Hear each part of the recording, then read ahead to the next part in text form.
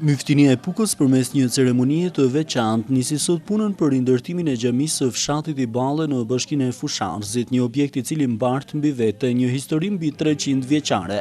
Myftiu i Pukës Gëzim Kopani, pranishëm në këtë ceremoni bashkë me përfaqësuesit e donatorit, e konsideroi këtë të hënë një ditë të veçantë për besimtarët musliman të i Ballës, pasi faltoria e re, siç tha ai, do të jetë me kushte bashkëkohore. Myftinia rreth e Pukës në vitet e saj, zbashku me besimtarët musliman, edhe të i Ballës, i ka dhënë një vëmendje të veçantë arsimimit të kulturës islame, por jo dhe vetëm kësaj, por edhe arsimimit të kulturës shkencore. Përveç saj, siç e duk edhe nga i përshkrimi i shkurtër historik, xhamia e fshatit i Ballë është një ndër xhamiet më të vjetra të myftinisë së rrethit të Pukës. Kështu që kjo xhami duhet dhe e meriton që të rregullohet edhe të përmirësohet, duke pas parasysh edhe interesin e shtëpive muslimane që ndodhen në këtë fshat. Uroj që kjo xhami të dalin sa më bukur. Falenderoj donatorin, Komunitetin e Bashkuar Kuvaqian, duar të bamirësisë, të cilët kanë pranuar më ardhi në këtë zonë kaq thellë,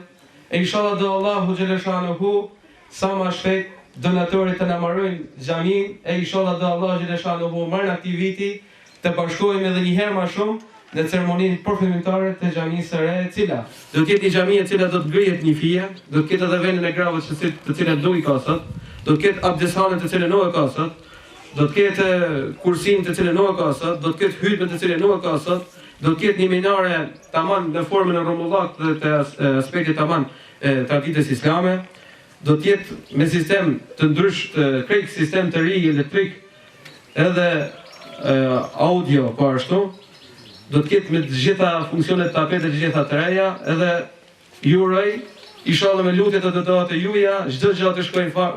marrë mirë. Falënderimet i takojnë vetëm Zotit gjithësisë që na mundsoi që sot më mbledh dhe me nis këtë shtëpi të Zotit subhanahu wa taala. Unë nuk du fort edhe më zgjat të çështje sepse sot jam vetëm thjesht një përfaqësues dhe lutim Zotin që kjo shtëpi e Zotit mos vënojnë dhe ta shohin dritën e të shërbejnë sa më shumë ty në njerëzve që ne jena e kena bën jetë të marr, sepse ne jena amanetçar. Kjo shtëpi është dhuru prej vëlleznive dhe motrave tanë në shtetin e Kuvajtit, ashtu siç kanë donatu edhe për jetimat në ndryshëm, ashtu edhe për shtëpijet në ndryshme edhe për gjëra të ndryshme sociale, ka ardhur dhe thanë rralla edhe xhamisë tuaj. E lutim Zotin që t'i shpërblejnë me të mira në dynja dhe në ahiret ata që kanë sponsorizuar këtu, ata që do të punojnë, mirë, por unë dua që të falenderoj komplet panelit që janë këtu, por një falënderim veçantë domethënë për bashkëpunimin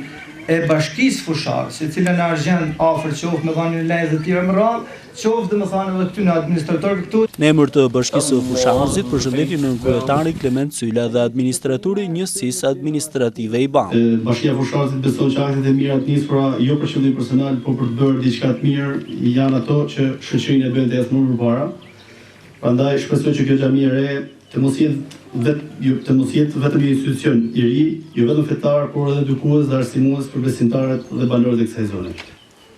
Dhe kjo është gëzim madh për ju, po edhe për fshatin tërësi. Fshati i Ballës në shekuj